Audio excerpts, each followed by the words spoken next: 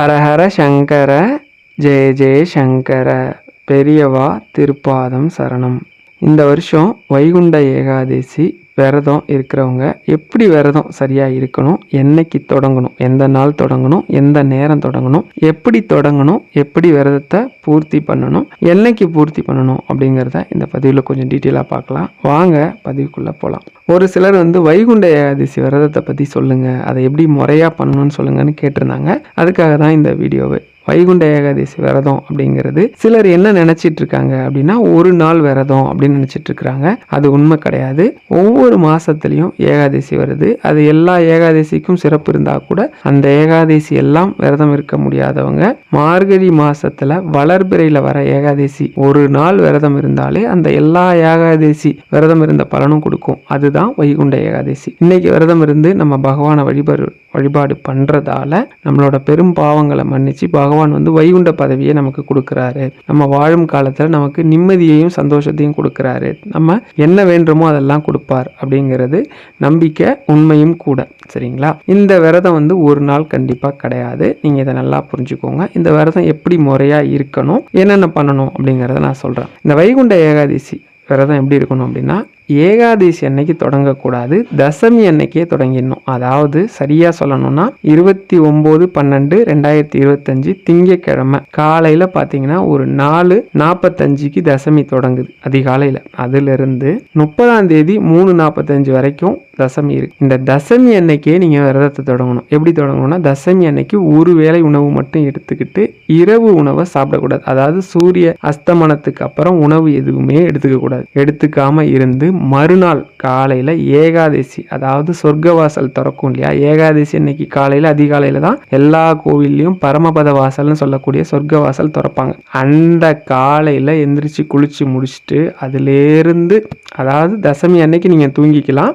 ஏகாதசி அன்னைக்கு காலையில சொர்க்கவாசல் பரமபத வாசல் வழியா போறீங்க இல்லையா, பகவான் கூடயே போயிட்டு அதிலிருந்து எதுவுமே சாப்பிடாம இருந்து இரவு கண்முழிச்சு மறுநாள் 31/12/2025 அதிகாலையில நீங்க என்ன பண்ணணும் அப்படின்னா, பகவானுக்கு எல்லா வித பதார்த்தம் உங்களால முடிஞ்சது, முக்கியமானது என்னென்ன இருக்குன்றதையும் நான் சொல்றேன், அதை படையலா போட்டு சூரிய உதயத்துக்கு முன்னாடி, சரியா சொல்லணும்னா ஒரு 5 மணிலேருந்து 5:30 மணிக்குள்ள நீங்க பாரணைன்னு சொல்லக்கூடிய அந்த விரதத்துக்கான எல்லா பதார்த்தமும் நம்ம செய்யறோம்ல, அதை இலை போட்டு படைக்கிறதுக்கு பேர் தான் பாரணை.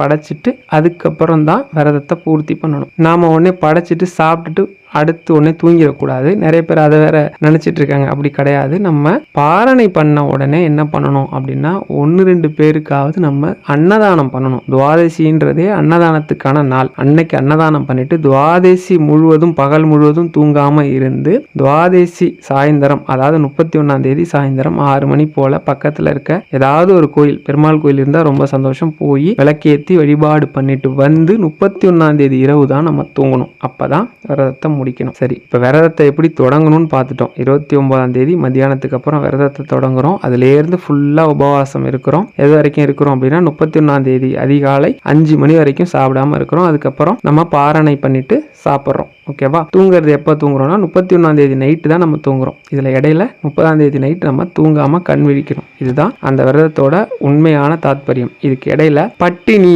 அப்படின்னு சொல்லுவாங்க, உபவாசம் அப்படின்னா அது என்ன பொருள்படுது, அது என்ன பண்ணணும் அப்படின்னா, நாம ஏதாவது ஒரு உணவை எடுத்துக்கிட்டு இருக்கிறதுக்கு பேர் விரதம் கிடையாது. விரதம் அப்படின்னா கம்ப்ளீட்டா எதுவுமே சாப்பிடாம இருக்கிறதுக்கு பேர் தான் விரதம். நம்மளால எல்லாராலையும் முடிஞ்சா அப்படி விரதம் இருக்கலாம். முடியாதவங்க அப்பப்ப பசி எடுக்கிற மாதிரி இருந்ததுன்னா துளசி தீர்த்தம், துளசி இலைகள் போட்டு ஒரு பாத்திரத்துல தண்ணி வச்சிருந்து அந்த தண்ணியை குடிக்கலாம். அதையும் முடியாத வயதானவர்களோ இல்ல ஏதோ ஒரு நோய்க்கு மருத்துவம் பார்த்துட்டு இருக்கீங்க, இல்ல வேற ஏதாவது சூழ்நிலையில் இருக்கவங்கன்னா அப்படிலாம் இருக்க வேண்டாம். நம்ம சாதம் படிக்கிறோம் இல்லையா, இந்த அரிசி, இட்லி, இந்த மாதிரி இருக்கக்கூடிய உணவு இருக்கு பாருங்க, தோசை, இந்த மாதிரி உணவை எடுத்துக்காம கிழங்கு, நம்ம பால், பழ வகைகள், இது மாதிரி கொஞ்சமா எடுத்துக்கலாம். இது ஒன்றும் தப்பு கிடையாது. ரொம்ப முடியாதவங்க இதை எடுத்துக்கலாம். இல்லை என்னால் முடியும், உடம்பு ஒத்துழைக்கும் அப்படின்னா திங்கட்கிழமை சாயந்தரத்திலிருந்து செவ்வாய்க்கிழமை காலையிலேருந்து இரவு வரைக்கும் எதுவுமே சாப்பிடாம தண்ணி கொஞ்சமாக எடுத்துக்கலாம். அது ஒன்றும் தப்பு கிடையாது. அது தண்ணியாக வெறும் தண்ணியாக எடுக்காமல் துளசி தீர்த்தமாக எடுத்தால் ரொம்ப நல்லது.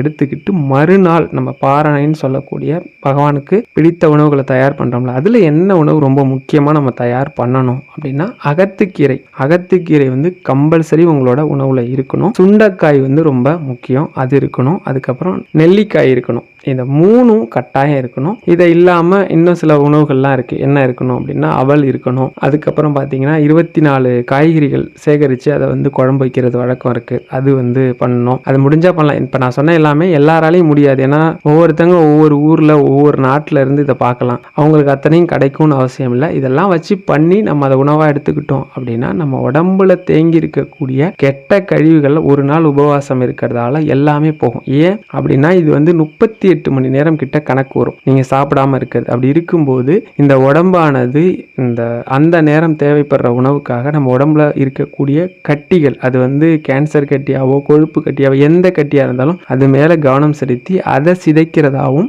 அது மூலமாக நம்ம உடம்புல ஒவ்வொரு வருஷமும் நம்ம உடம்பே புத்துயிர் பண்ணிக்கிறதா அறிவியல் பூர்வமாக நிரூபிச்சிருக்கிறாங்க. நம்ம எப்போ வந்து உபவாசம் சொல்லக்கூடிய உண்ணா நோன்பு இருக்கிறோமோ அப்பெல்லாம் உடம்பு வந்து நம்ம உடம்புல இருக்கக்கூடிய தேவையில்லாத வளர்ந்திருக்கக்கூடிய கட்டி கொழுப்பு இந்த மாதிரி இருக்கு இல்லையா, அது எல்லாத்தையுமேலையும் நம்மளோட மூளை வந்து கவனத்தை செலுத்துது அப்படின்னு சொல்லி அறிவியல் பூர்வமா அதை வந்து ப்ரூவ் பண்ணியிருக்காங்க.